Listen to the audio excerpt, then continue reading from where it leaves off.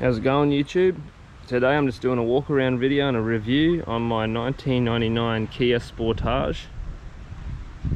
This is the first generation of the Kia Sportage vehicles. I picked it up very cheap, $2,000 as it sits. I've done a little bit of work to it, but it come on the lift kit. It's on Dobinson Springs 4-inch lift, so it's jacked up pretty crazily for the size of the vehicle.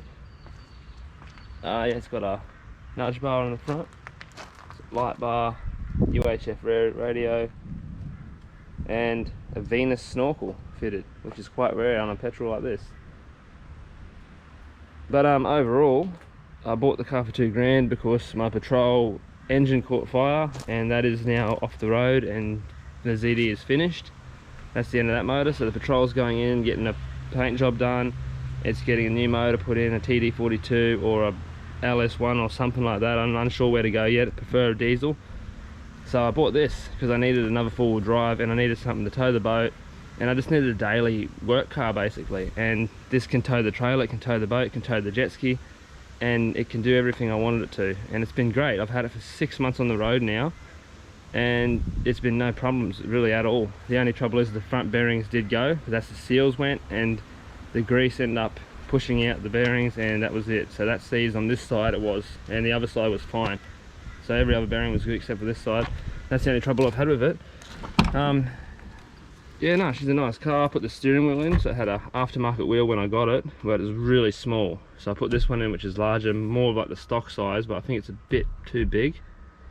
But no, it'll do. She's only got 224,000 on the clock. I bought it when it had 219, so I put 5,000 or so on it at the moment. But yeah, it's got my VMS in the corner, VMS GPS. I've got the cigarette lighter down here with the multi. Got 3 DC 12-volt plug-ins, and then I got 2,100 megaamps on the USB. So that goes up to the under the dash.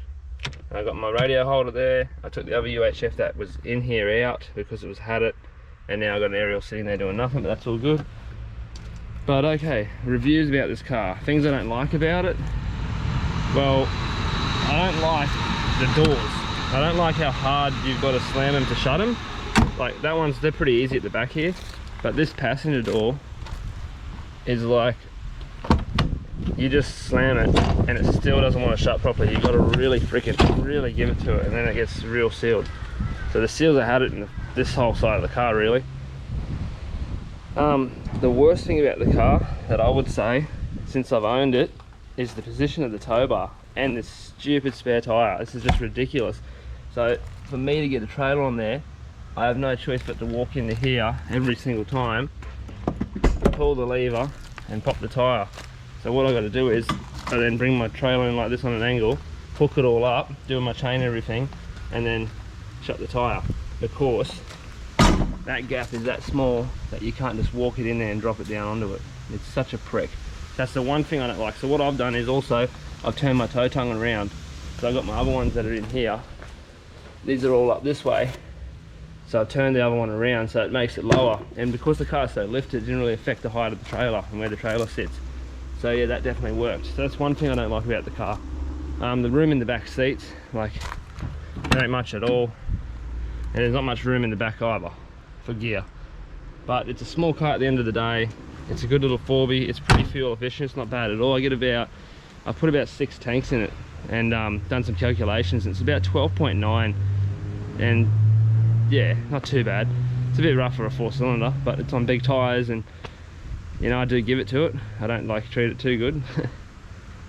But yeah, anyways guys, I appreciate this. Oh yeah, and it's got aftermarket seats. These are from Volkswagen Polo, I believe, but the previous one had those fitted in, so that makes the car definitely a lot more comfortable, and they slide backwards and forwards and they lift up and down, so you can get your seating position nice.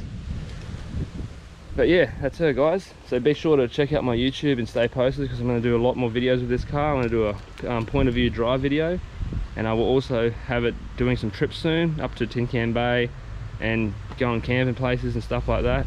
And hopefully when I sort out, that's another thing I forgot to say, is the 4-wheel drive system is not working at the moment. It is just not working at all, and the previous owner did tell me that one of the shafts, 4-wheel drive shafts, were removed, and I had that checked by a mechanic, and yeah, they were. So I need to get some front shafts in there and work out the four-wheel drive system and get it going, and I'll be sure to definitely take this out on the tracks for sure. So stay posted, guys, and thanks for watching.